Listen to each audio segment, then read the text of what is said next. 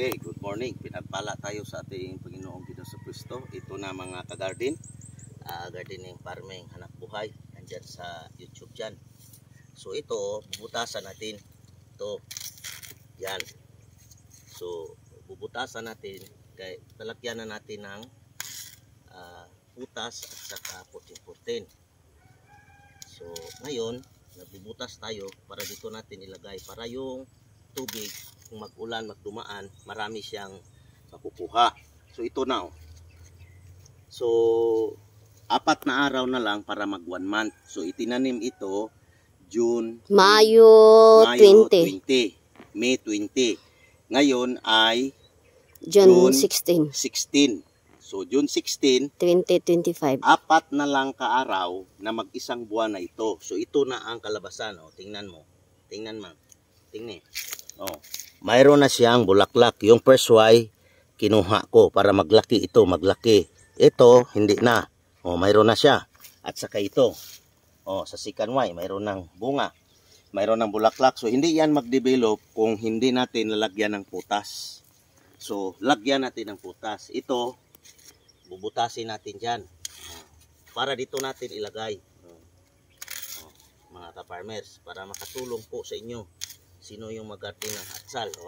Kabila yan. Pati dito, kabila yan. Yan. Ang purpose dito, para mag-absorb na siya ng tubig dito, para magpasok na ang maraming tubig at saka yung abono, ilagay na natin para maglaki na ang kanyang mga sanga. Maglaki na ang kanyang, mag-develop na sa kanyang bunga. Kabila lang.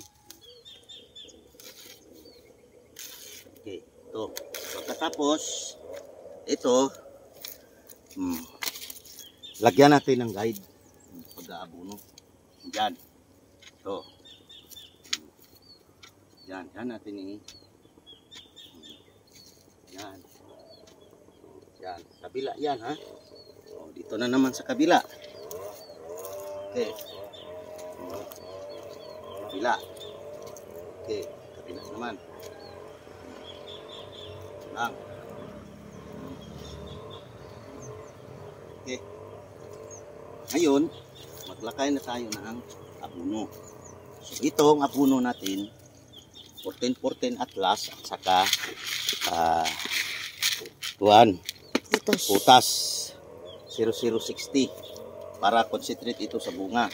So, 1 kilo ng putas 0060 at saka 2 kilo ng 14-14. I-mix natin dito, pagkatapos iabono natin 1 kutsara na ito. So ito siguro mayroong mga 13 grams. Kaya 10 grams ito kung punuin natin. So ngayon, ulong ito guys. Ulong yan, ganyan ang pagkalagay natin.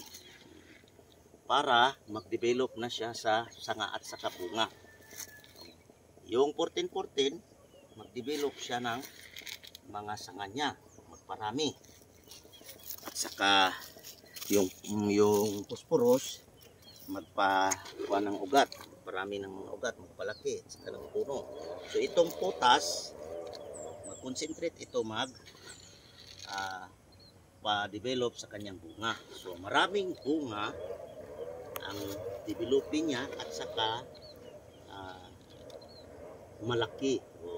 Yan. Okay na po. So ito, 4 na araw na lang, mag-isang buwan na.